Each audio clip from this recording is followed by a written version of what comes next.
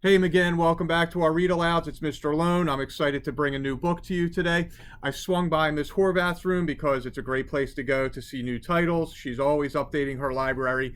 And today, out of her room, we came up with Ricky, the Rock That Couldn't Roll. And it's just a terrific book. I love how it emphasizes, as you'll see, that we are all different and we need to be proud of our uniqueness and the things that make us who we are. So I hope you enjoy it. Kick back, and here we go with Ricky, the Rock That Couldn't Roll.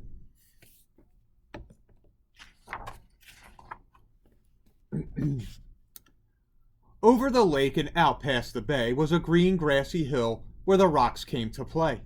They would race to the top to take the view, then roll their way down the way rocks love to do. There was Kip, Pip, and Chester, and Marvin the Boulder. Ignatius played too, though he was much older. And a group called the Pebbles never ever sat still, zigzagging their way up and over the hill.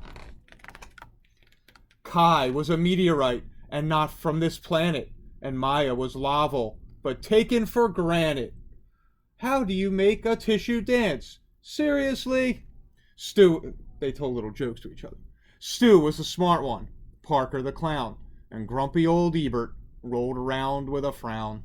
Gabby was sassy, Lisi had flair, Emma was giggly, and Hud had black hair.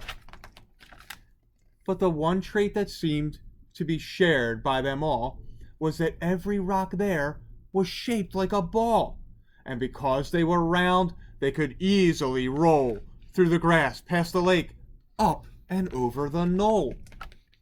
Except for poor Ricky, who quietly sat. You see, Rick couldn't roll because one side was flat. What part of this is supposed to be fun? His friends didn't get it. Come roll, they would chant. So Ricky tried, but replied, I'm sorry, I can't.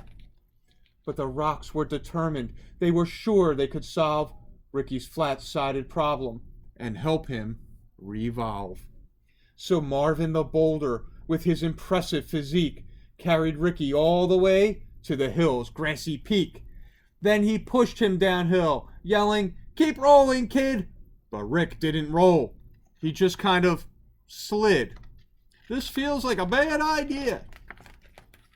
Well, the rocks weren't done. Not by a mile. Surely this next try would get Rick to smile. They stuck rubber balls all over Rick, using big gobs of glue to get them to stick. They were proud of themselves. This will work, they announced.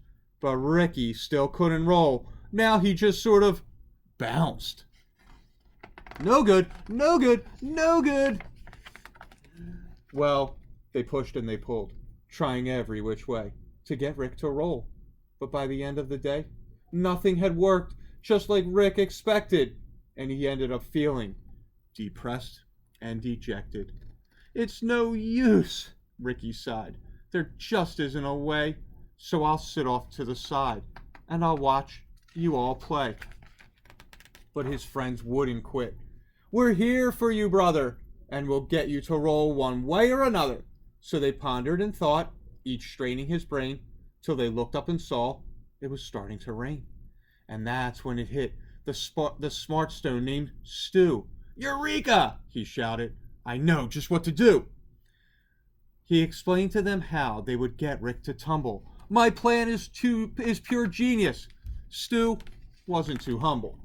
So they carried our hero down the road about a mile to the lake where they gathered up mud they could pile on the flat side of Rick, creating a mound that they shaped, smoothed, and sculpted until it was round.